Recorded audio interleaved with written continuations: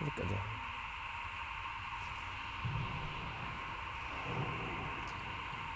Assalamualaikum warahmatullahi wabarakatuh. Alhamdulillah wassalatu wassalamu ala Rasulillah wa ala alihi wa ashabihi wa mawalah. La hawla wa la quwwata illa billah, amma ba'd. Laqad qala Allah ta'ala fi kitabihil karim, a'udzu billahi as-sami'il 'alim minasy syaithanir rajim. Bismillahirrahmanirrahim. Wat-tini waz-zaituni wa turi sinina wa hadzal baladil amin. Laqad khalaqnal insana fi ahsani taqwim. Shadaqallahul azim. Hadirin para santri, para jamaah yang dimuliakan Allah Subhanahu wa taala. Pada kesempatan pagi hari ini insyaallah kita akan melanjutkan kajian Al-Qur'an kita, yakni surat At-Tin. Kita akan mengkajinya sampai dengan terakhir, yakni ayat ke-8. Mengingat surat At-Tin ini hanya ada 8 ayat. Surat At-Tin merupakan surat yang ke-96 di dalam Al-Quran yang terdapat di juz ke-30. Silahkan dilihat, disimak, dikaji, ditadabburi. Insya Allah ini akan menjadi wasilah bagi turunnya hidayah demi hidayah kepada kita, sehingga dari hari ke hari kita menjadi orang-orang yang semakin saleh, semakin baik, semakin beriman dan bertakwa kepada Allah Subhanahu wa taala. Bismillahirrahmanirrahim. Dengan menyebut nama Allah yang Maha Pengasih lagi Maha Penyayang. Wattini wazzaituni. Demi buah tin dan buah zaitun. Wa turi sinina, dan demi gunung Sinai. Wa hadzal baladil amin, dan demi negeri Mekah yang aman ini. Lagi-lagi di sini Allah menyampaikan kalimat qasamnya sebelum menyampaikan kalimat inti di dalam suratnya. Setelah sebelumnya Allah berqasam dengan atas nama waktu, dengan atas nama matahari, dengan atas nama bulan, dengan atas nama bintang, dan makhluk-makhluk lainnya. Di dalam surat At-Tin ini Allah menyampaikan kalimat qasamnya, menyampaikan kalimat sumpahnya dengan atas nama negeri-negeri, dengan atas nama kota-kota. Di sini wattini, demi buah tin. Beberapa mufassir menjelaskan yang dimaksud buah tin di sini adalah negeri Damaskus. Di mana di Damaskus di sana banyak buah tin. Di mana Damaskus itu? Di Suriah. Yang sekarang bergejolak, yang rezim Bashar Assad sendiri sudah kabur, sudah lengser. Sekarang dikuasai oleh mujahidin yang ada di sana. Kita berdoa semoga Suriah dengan kepemimpinannya sekarang kemudian mau menerapkan sistem yang akan mempersatukan umat Islam sedunia, yakni sistem khilafah. Karena memang janji Rasulullah sendiri mengatakan bahwasanya kelak di akhir zaman Suriah itulah yang akan menjadi barometer bagi umat Islam sedunia. Dan dari sana pula kemudian muncul panji-panji hitam yang menandakan bahwasanya umat Islam bersiap untuk berperang melawan Dajjal yang sekarang diidentikan dengan Zionis Yahudi, diidentikan dengan Amerika dan sekutunya. Allah menyampaikan demi buah tin ay demi negeri Damaskus. Wazaituni, dan demi buah zaitun. Buah zaitun, para mufassir di sini juga menjelaskan yang dimaksud adalah Baitul Maqdis. Di mana Baitul Maqdis, Bay? Palestina. Demi buah zaitun demi Palestina, Baitul Maqdis. Wa turi sinina, dan demi Gunung Sinai. Gunung Sinai ada di mana, Bay? Mesir. Demi Gunung Sinai demi negeri Mesir. Wa hadzal baladil amin, dan demi negeri Mekah yang aman ini. Jadi ada 4 negeri di dalam surat ini yang dijadikan sebagai bahan sumpah oleh Allah. Yang pertama, watini demi Damaskus, wat zaitun demi Palestina, Baitul Maqdis, waturi sinin demi Mesir yang di sana ada Gunung Sinai, wahadzal baladil amin, dan negeri Mekah. Ada Damaskus, Baitul Maqdis, Mesir, dan Mekah. Sebagaimana dijelaskan sebelumnya, Pak Ustadz berulang kali menyampaikan, ketika Allah mengawali ayatnya dengan kalimat sumpah, itu menunjukkan bahwasanya Allah hendak menyampaikan yang benar-benar serius kepada kita umatnya. Seperti halnya kita kalau misalnya ngomong biasa, kalau diawali dengan sumpah itu kan serius. Beneran nih, demi Allah, demi Allah. Kelembusung wani kiting, ulangan fakidim, lagi-lagi ngomong gitu. Padahal nggak usah pakai bilang sumpah juga udah pasti. Kalau memang benar ya benar. Dan Allah kenapa menyampaikan kalimat awalnya dengan kalimat sumpah? Karena ayat-ayat ini Allah sampaikan kepada orang-orang kafir. Dan ayat ini, surat At-Tin ini termasuk surat Makkiyah. Surat yang Allah turunkan kepada Rasulullah ketika Rasulullah masih ada di Mekah. Sehingga untuk meyakinkan orang-orang kafir Quraisy dengan apa yang akan disampaikan oleh Allah, maka Allah mengawali suratnya dengan kalimat sumpah. Walaupun bagi orang yang beriman enggak mesti diawali dengan kalimat sumpah pun pasti beriman, pasti percaya, namanya orang beriman. Tapi bagi orang kafir, kadangkala jangankan enggak diawali dengan kalimat sumpah, diawali dengan kalimat sumpah dan berkali-kali dengan atas nama Zaitun, dengan atas nama Tin, dengan atas nama Tursina, dengan atas nama Mekah. Orang-orang yang tidak beriman, sawaun alaihim a'andartahum am lam tundirhum la yu'minun, tetap mereka tidak akan beriman. Baik, kata Allah setelah mengawali surat ini dengan kalimat sumpah, kemudian Allah menyampaikan, laqad khalaqnal insana fi ahsani taqwim. Sungguh kami telah ciptakan manusia laqad khalaqnal insana fi ahsani taqwim, dalam rupa yang paling terbaik, dalam bentuk yang paling istimewa. Allah, kenapa Allah menyampaikan manusia sebagai makhluk terbaik? Oh, karena manusia dikasih tangan, Ustaz. Kalau hanya sekedar tangan, monyet pun dikasih tangan.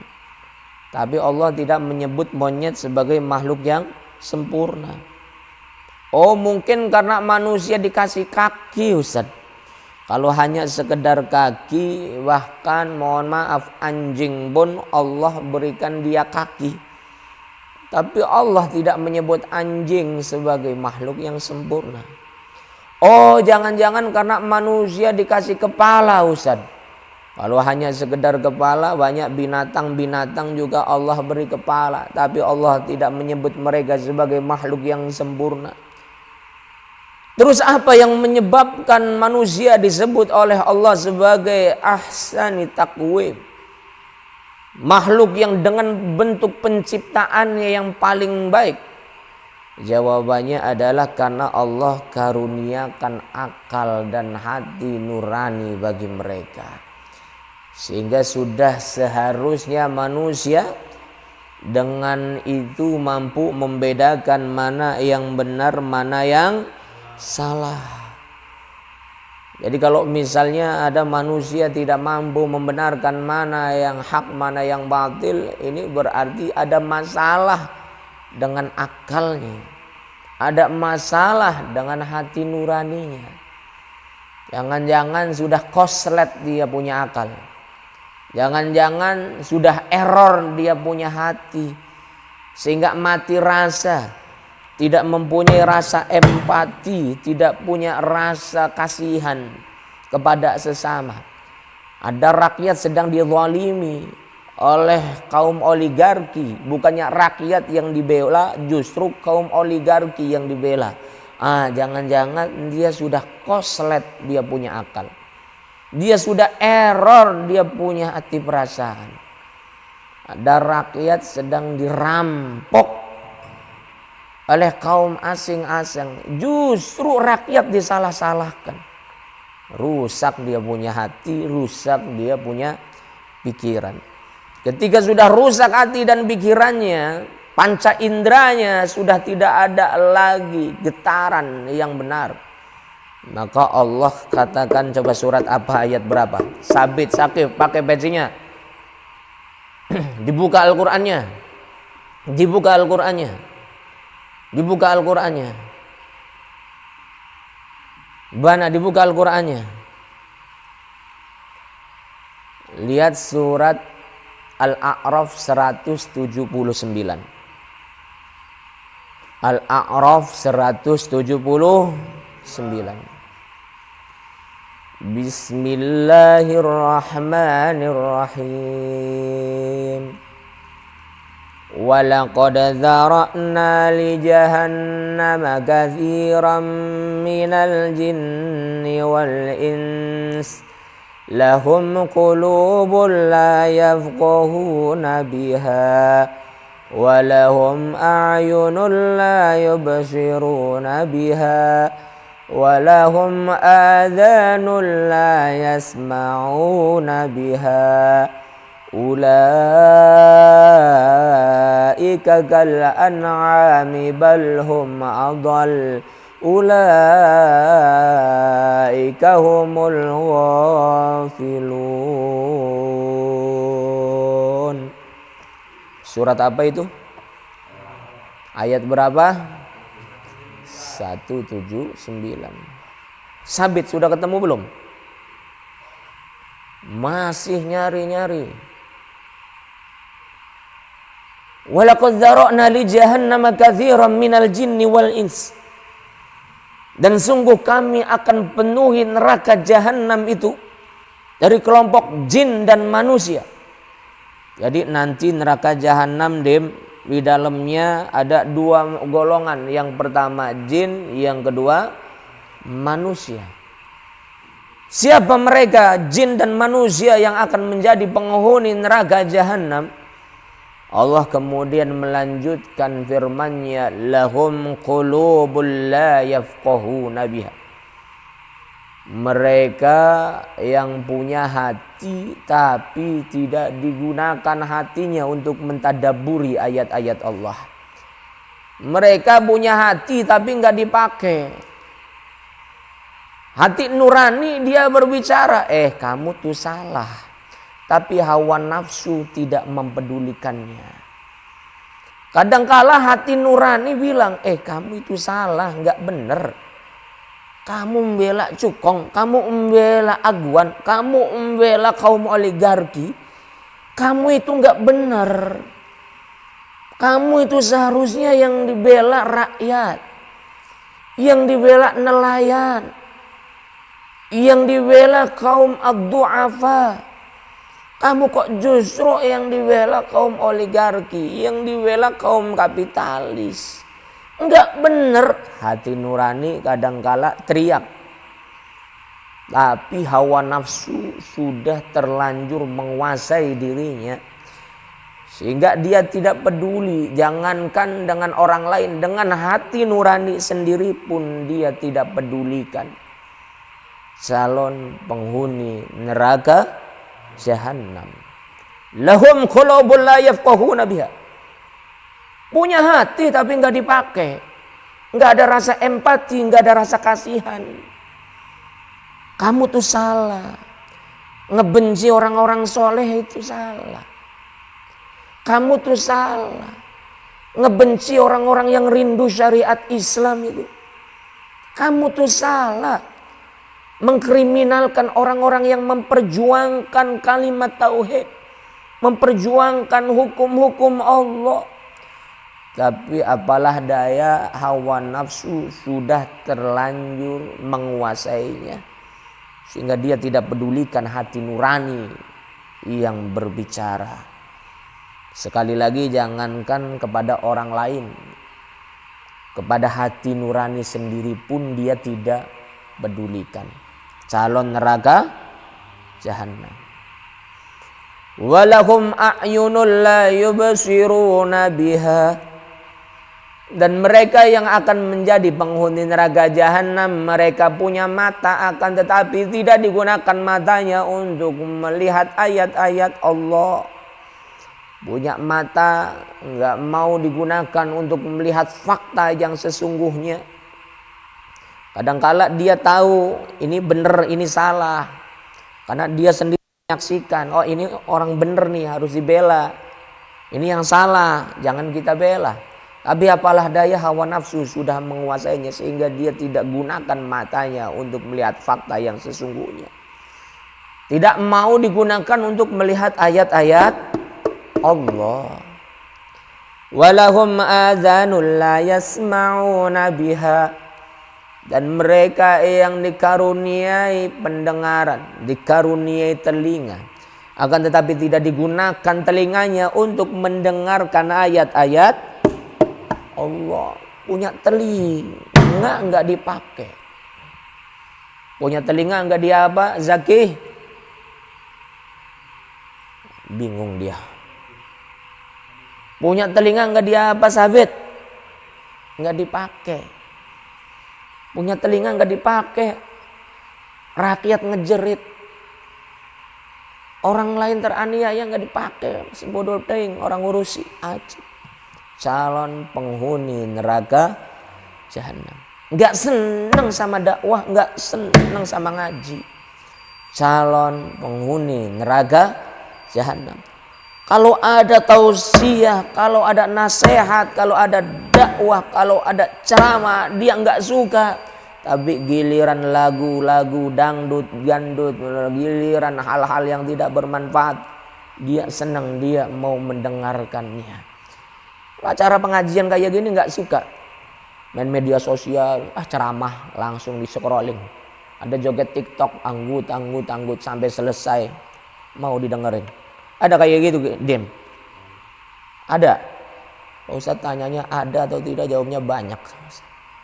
Banyak. Punya mata nggak dipakai, punya telinga nggak dipakai. Sama ayat Al-Quran nggak mau denger dia, risih dia.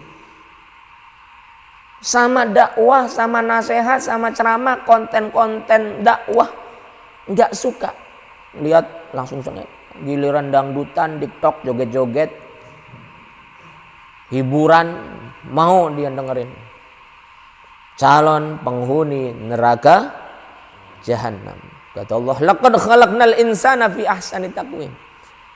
Sungguh manusia itu dalam keadaan sempurna diciptakan oleh kami, kata Allah. Tapi tadi yang menyebabkan manusia sempurna karena akalnya, karena panca inderanya, pada akhirnya semua tidak berguna. Kata Allah, ketika semua tidak digunakan sebagaimana maksud dan fungsinya, ulaika kal an'am, mereka sama seperti binatang. Coba, orang yang sebelumnya disebut oleh Allah manusia itu sebagai makhluk yang sempurna, kemudian Allah samakan dia dengan binatang, dengan satoan, bay. Disamakannya dengan apa, bay? Satoan. Coba, kenapa bisa seperti itu? Yang sebelumnya Allah memuji manusia, laqad khalaqnal insana fi ahsani taqwim. Kemudian tsumma radadnahu asfala safilin. Kami lemparkan dia ke tempat yang paling rendah. Bahkan ulaika kal an'am, Allah menyebutnya mereka sama seperti halnya binatang. Jadi orang kalau senangnya maksiat terus, Allah setarakan, Allah satu levelkan dengan binatang. Contoh, ada orang laki-laki senangnya pacaran, gonta-ganti pacar, bahkan banyak pacar, disebut dengan buaya darat. Buaya binatang bukan baik, binatang. Ulaika kal an'am. Ada orang senangnya kumpul laki-laki perempuan tanpa ikatan pernikahan dalam satu rumah, disebut dengan kumpul kebo. Kebo binatang bukan baik, binatang. Ulaika kal an'am. Ada orang senang minjemin uang ke orang lain dengan syarat nanti kamu ngebalikinnya lebih. Ini rentenir, disebut dengan lintah darat. Lintah binatang bukan baik, binatang. Ulaika kal an'am. Ada perempuan, dia senangnya keluyuran malam-malam, nungguin laki-laki hidung belang, disebut dengan kupu-kupu malam. Kupu-kupu binatang bukan baik, binatang. Ajib, binatang kabeh dim. Memang benar kata Allah. Ulaika kal an'am, mereka yang senangnya maksiat, enggak taat dengan syariat Allah, Allah sejajarkan levelnya dengan binatang. Ada pejabat udah dapat gaji, udah dapat tunjangan, tapi masih senang ngegarong uang rakyat, masih senang korupsi, disebut dengan tikus kantor. Tikus binatang bukan dim, binatang maning bae. Ulaika kal an'am bal hum adall, bahkan lebih buruk daripada binatang. Ada orang senangnya diadu, diprovokasi. Sesama orang beriman, sesama orang Islam diadu, diprovokasi, dibenturkan. Disebut dengan adu domba. Domba binatang lain, sabit binatang lain, domba Garut iya mah. Domba adu domba. Maka jangan mudah diprovokasi orang yang beriman. Jangan mudah dihasud, jangan mudah disulut. Kalau ada yang memprovokasi, serang mereka, jangan. Mikir dulu kita manfaatnya apa dunia akhirat kita. Kalau kita bertikai dengan sesama saudara kita, dengan sesama orang yang beriman, mikir dulu. Kadangkala yang memprovokasi ini para pimpinannya. Kalau rakyat, kalau bawahannya sih anteng-anteng saja. Kadangkala pimpinan-pimpinannya yang senang provokasi. Maka jangan sampai mudah disulut, jadu domba oleh para pemimpin kalian, wahai orang-orang yang beriman. Kita sesama orang beriman, ta'awanu 'alal birri wat taqwa, hendaknya saling tolong menolong dalam kebaikan dan ketakwaan. Kata Allah, manusia yang sebelumnya ditetapkan sebagai makhluk yang paling sempurna, tsumma radadnahu asfala safilin, kemudian kami tempatkan mereka, kami lemparkan dia ke tempat yang paling rendah, serendah-rendahnya. Illalladzina amanu, kecuali orang-orang yang beriman. Alhamdulillah, insyaallah kita semua yang ada di sini orang beriman. Amin. Wa amilus solihati, dan orang-orang yang beramal soleh, mau ngikuti aturan-aturan Allah. Falahum ajrun ghairu mamnun, maka bagi mereka adalah pahala yang tidak pernah ada putus-putusnya.